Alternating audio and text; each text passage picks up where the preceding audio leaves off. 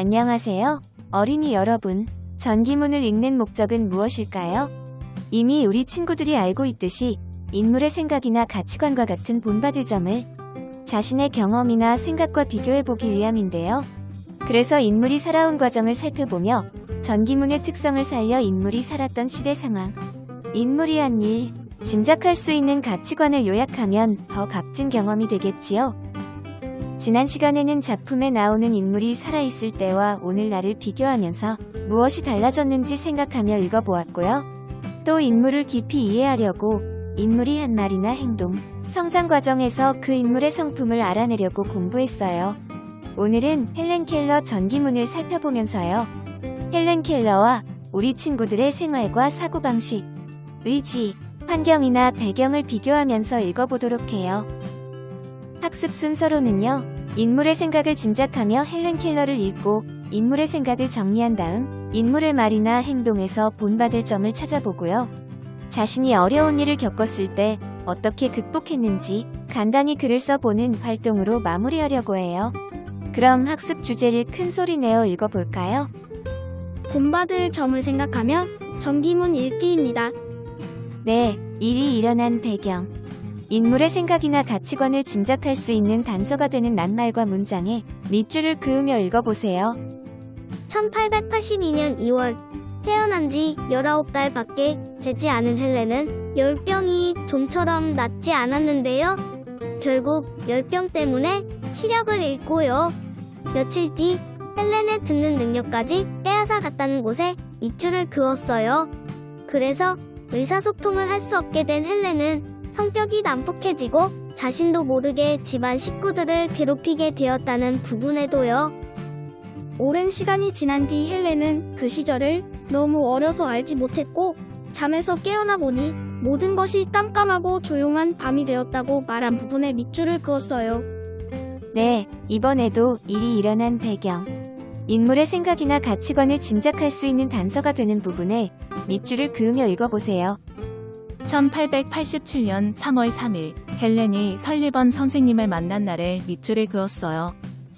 설리번 선생님이 헬렌을 안아주자 몸을 빼더니 나중에는 손으로 얼굴과 코 등을 만지게 되었다는 부분에 밑줄을 그었어요.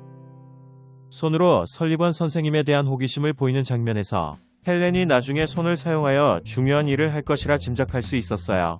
그래서 어둠 속에 갇힌 헬렌을 빛의 세계로 끌어내 줄 것이라는 부분에도 표시하였어요. 네, 모두 인물의 행동과 생각을 짐작하며 밑줄을 잘 그어주었어요. 또 어떤 이야기로 전개될지 예상하며 교과서에 표시해보세요. 헬렌이 펌프 주변의 마당에서 노는 것을 좋아했다는 부분이 낱말의 관계를 실감나게 알게 해주는데 큰 도움을 줄 것 같아 밑줄을 그었어요. 펌프로 물을 퍼올려 헬렌의 손바닥으로 쏟아보며 여러 번 써준 일이 계기가 되어서 세상의 모든 것이 각각 이름을 가지고 있다는 것을 깨닫게 되었고요. 더불어 배우고자 하는 뜨거운 마음이 생겼다는 부분에 밑줄을 그었어요. 하루 종일 글을 썼다는 부분에도 표시했고요.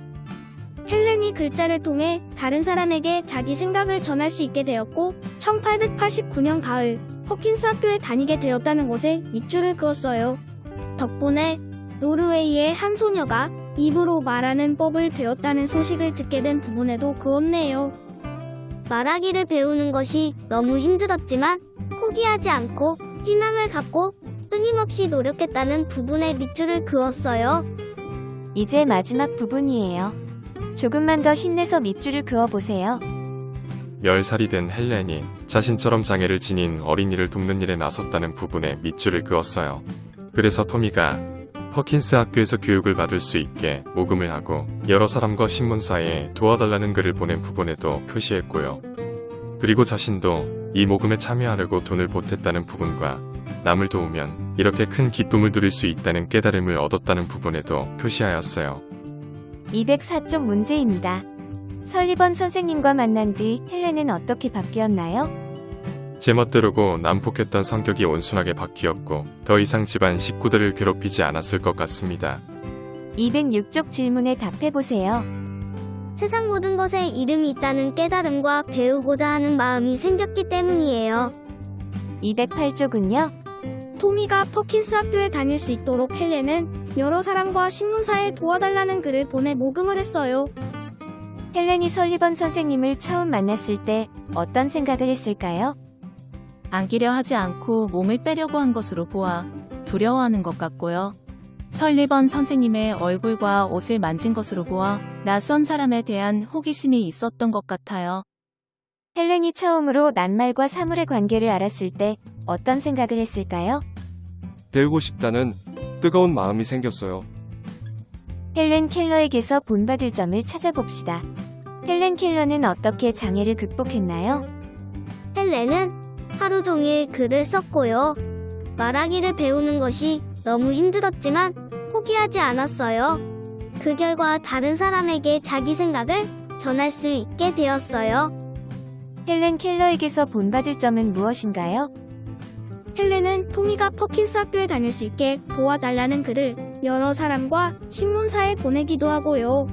남을 도우면 큰 기쁨을 누릴 수 있다는 깨달음을 얻게 되었어요.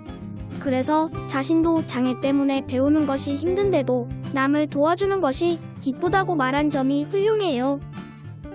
장애가 있는 사람들의 생활은 어떠할까요? 눈을 가린 채 집 안을 돌아다니면 어떤 느낌이 들까요?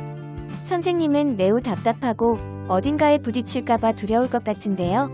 자신이 시각장애인이라고 상상하고 장애인이 아닌 사람들에게 하고 싶은 말을 써봅시다. 헬렌 켈러가 어려움을 극복하며 살아온 삶의 과정을 생각하며 떠오르는 생각을 자유롭게 적어보세요.